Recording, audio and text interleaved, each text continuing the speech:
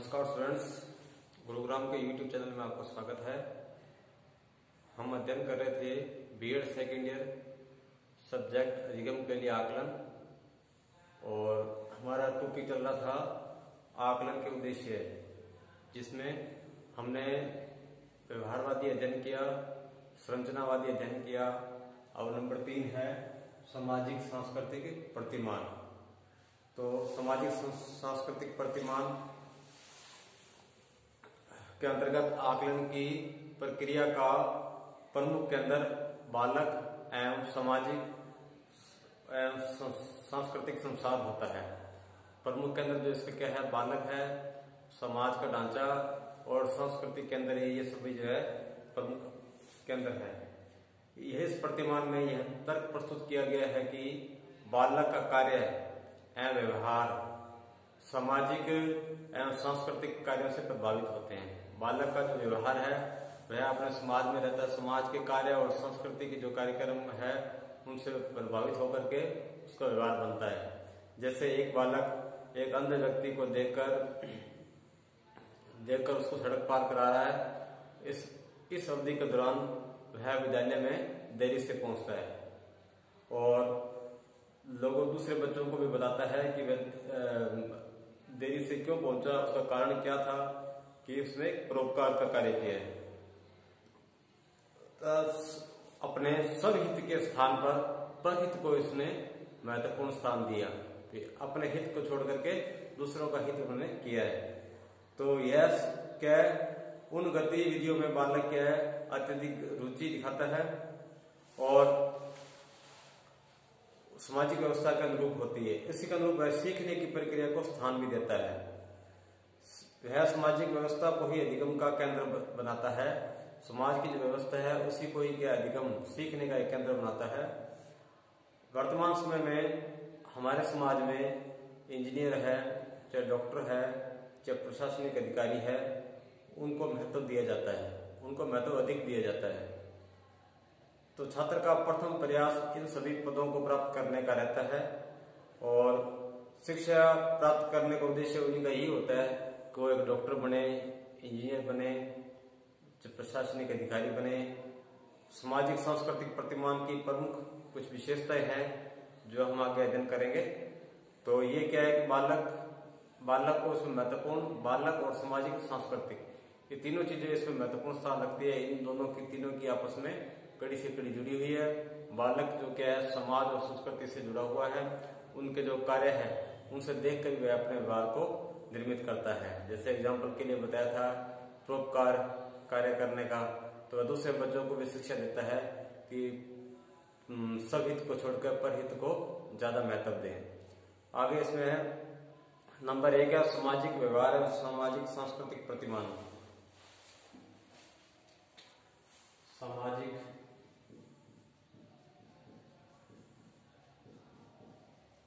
व्यवहार एवं सामाजिक सांस्कृतिक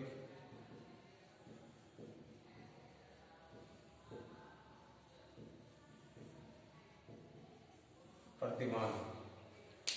सामाजिक एवं सामाजिक व्यवहार एवं सामाजिक सांस्कृतिक प्रतिमान।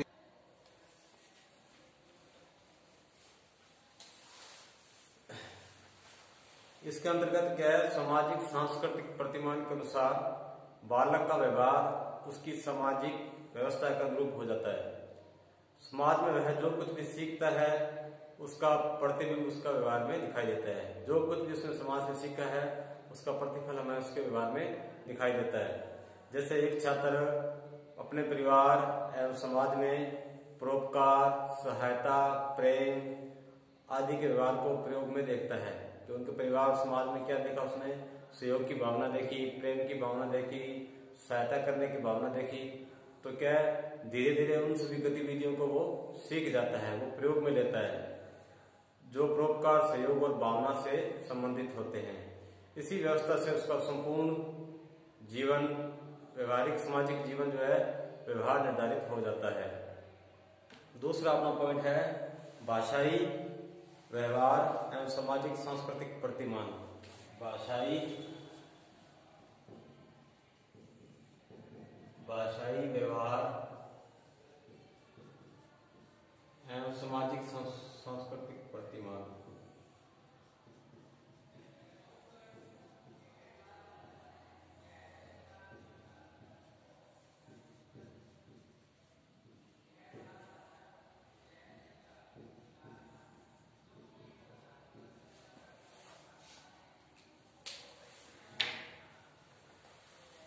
भाषाई व्यवहार एवं सामाजिक सांस्कृतिक प्रतिमान दोनों का आपस में घनिष्ठ संबंध है।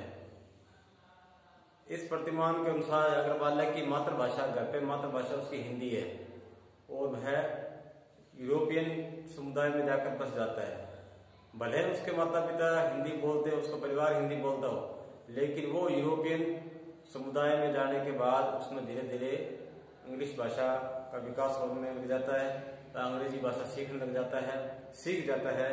जिसको अंग्रेजी भाषा में उसको गीत, संगीत, बोलना, नाटक, विविध कार्यक्रम अंग्रेजी भाषा में देखने को मिलेंगे। धीरे धीरे से क्या हुआ कि अंग्रेजी भाषा उसके व्यवहार में सम्मिलित हो जाएगी। नंबर 3 है संवेगात्मक व्यवहार एवं सामाजिक सांस्कृतिक प्रतिमान। संवेगात्मक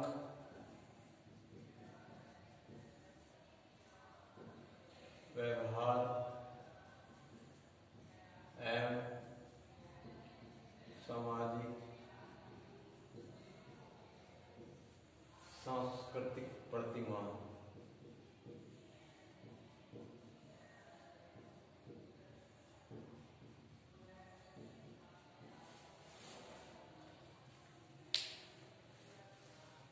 इस प्रतिमान के अनुसार बालक का संवेगात्मक व्यवहार भी सामाजिक एवं सांस्कृतिक व्यवस्था से निर्धारित होता है।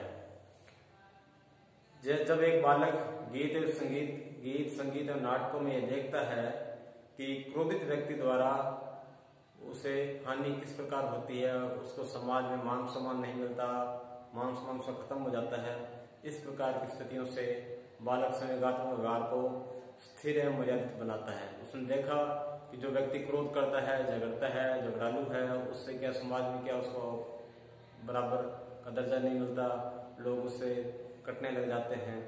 तो धीरे धीरे वह भी अपने व्यवहार को संयमित करता है, मर्यादित बनाता है, यह देखकर वह सीखता है। नंबर 4 है चिंतन एवं सामाजिक सांस्कृतिक प्रतिमान।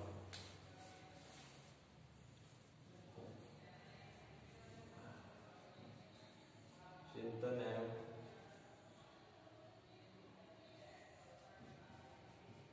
सामाजिक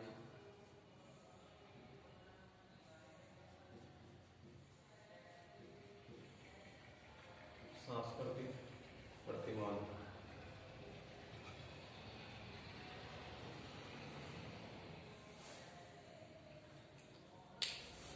इसके अंतर्गत बालक के चिंतन पर भी सामाजिक सांस्कृतिक व्यवस्था का पर व्यापक प्रभाव हमेशा रहता है। यदि किसी समाज में वैज्ञानिक दृष्टिकोण एवं वैज्ञानिकता के आधार पर कार्य व्यवहार संपन्न किए जाते हैं, तो बालक द्वारा भी वैज्ञानिक दृष्टिकोण संबंधी गतिविधियों को सीखा जाता है। ये गतिविधियां ही समाज में सम्मान देकर समाज में सम्मान प्रदान करती हैं। इसके विपरीत स्थिति में रूढ़िवादी समाज में बालक का चिंतन रूढ़िवादी गतिविधियों पर आधारित होता है, क्योंकि बालक द्वारा ऐसी ही गतिविधि सीखी जाती है। जैसे अगर बालक ने ये अपने समाज में अध्ययन किया हो, परिवार में, समाज में, कि वैज्ञानिक विधि द्वारा किसी चीज का अध्ययन किया जाता है, निचोड़ निकाला जाता है, तो वह इस विधि का ही प्रयोग किया जाता है। अगर किसी बालक ने ये देखा है उसके समाज में रूढ़िवादी परंपरा चल रही है, रूढ़िवादी प्रचलन है, तो उसके द्वारा वह वैसे ही सीखेगा। तो समाज में क्या है, चिंतन जरूरी है, चिंतन द्वारा ये चीजें सीखी जाती है। नंबर 4 अपना हुआ चिंतन एवं सामाजिक सांस्कृतिक प्रतिमान। नंबर 5 है सांस्कृतिक व्यवहार एवं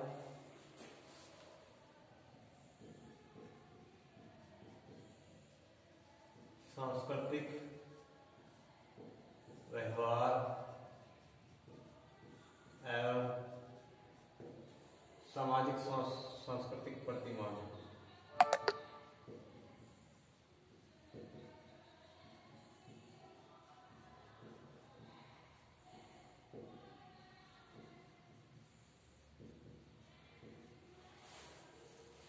इसके अंतर्गत सांस्कृतिक गतिविधियों को सीखने की स्थिति भी उस समय उत्पन्न होती है जब बालक में विविध प्रकार के सांस्कृतिक कार्यक्रम प्रचलन में होते हैं। जैसे बालक पुराने समय में देखते थे कि पुराने समय में बच्चे भारतनाट्यम को सीखने की लालसा रखते थे और समाज में उसको अच्छा भी माना जाता था। लेकिन वर्तमान समाज में क्या है, फोक संगीत का महत्व है, तो आजकल के बच्चे फोक संगीत को सुनने में, सीखने में ज्यादा रुचि दिखाते हैं। तो जैसा समाज होगा, जैसे समाज में प्रचलन, उनके अनुसार बालक जो है सीखने का प्रयास करता है, उसके अनुरूप अपने आप को डालने की कोशिश करता है। नंबर 6 है नैतिक व्यवहार।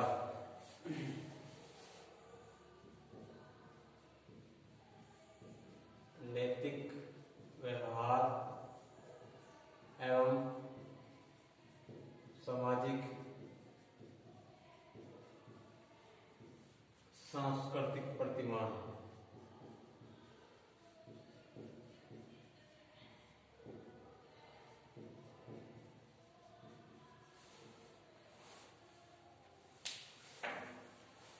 इसके अंतर्गत नैतिक व्यवहार का निर्धारण भी सामाजिक सांस्कृतिक व्यवस्था के द्वारा ही निर्धारित होता है। जैसे भारतीय संस्कृति एवं समाज का मूल आधार सर्वजन हिताय सर्वजन सुखाय की भावना रही है।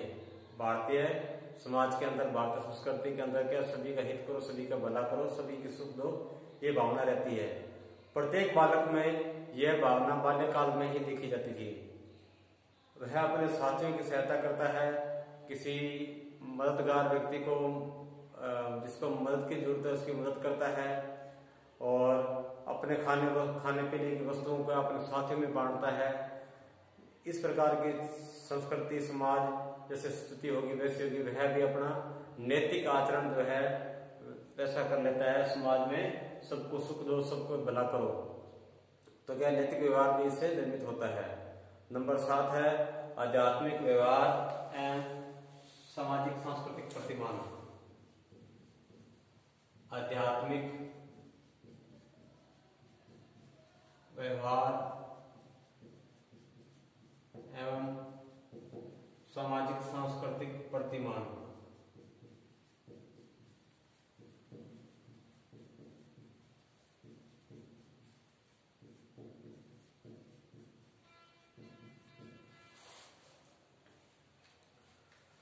आध्यात्मिक व्यवहार का संबंध भी सामाजिक व्यवस्था से होता है। भारतीय समाज में बालक बालिकाएं सत्य, अहिंसा, धर्म, ईश्वर, ज्ञान की गतिविधियों को सरलता से सीख जाते हैं, जबकि विद्यालय में इनसे संबंधित कोई शिक्षा प्राप्त नहीं होती, शिक्षा दी भी नहीं जाती। और इस प्रकार आध्यात्मिक व्यवहार है, आध्यात्मिक विकास के लिए सामाजिक सांस्कृतिक व्यवस्था का आध्यात्मिक होना आवश्यक माना जाता है। समाज और संस्कृति में आध्यात्मिक होना आवश्यक इसलिए माना जाता है कि बालक इनसे सीखता है, सत्य की शिक्षा, अहिंसा, प्रेम, भाईचारा, ये चीजें क्या, इनसे समाज से सीखा जाता है। लेकिन विद्यालय में ये चीजें नहीं सिखाई जाती, तो समाज में इन चीजों का होना अति आवश्यक है। नंबर 8 है संज्ञानात्मक व्यवहार।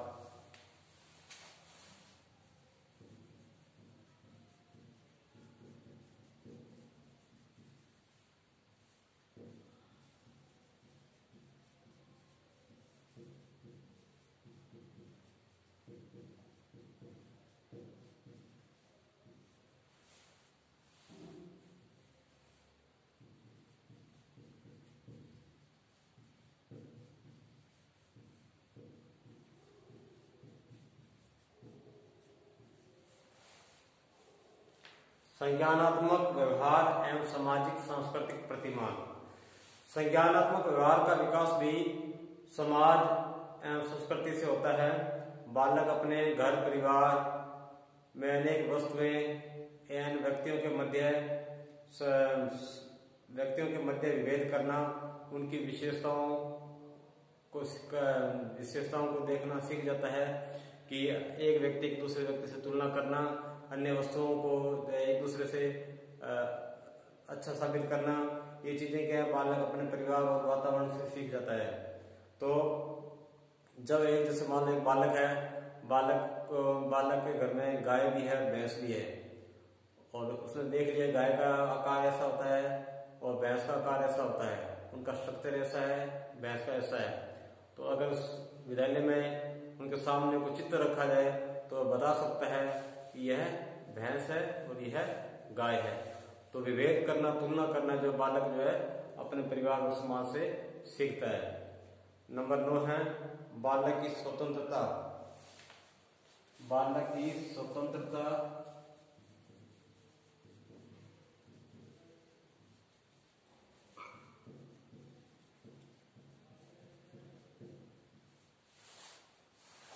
एवं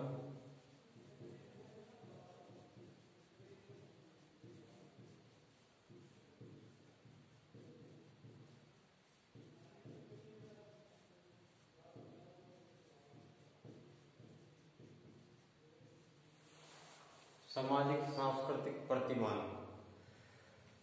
बालक की स्वतंत्रता को इस प्रतिमान के अनुसार महत्व दिया जाता है कि बालक समाज से सर्वाधिक रूप से सीखता है, क्योंकि समाज में उसके सीखने पर कोई प्रतिबंध नहीं होता। वह अपनी रुचि के अनुसार उनकी अपनी गतिविधियों को सीखता है। जिस बालक को संगीत में रुचि होती है वह संगीत सीखता है, जिसको नाटक में रुचि होती है वह नाटक सीखता है, जिस व्यक्ति को नृत्य करने का शौक होता है नृत्य करना सीखता है। ये चीजें क्या अपनी रुचि के अनुसार बच्चा उसमें भाग लेता है। आगे है बालक का मस्तिष्क एवं सामाजिक सांस्कृतिक प्रतिमान।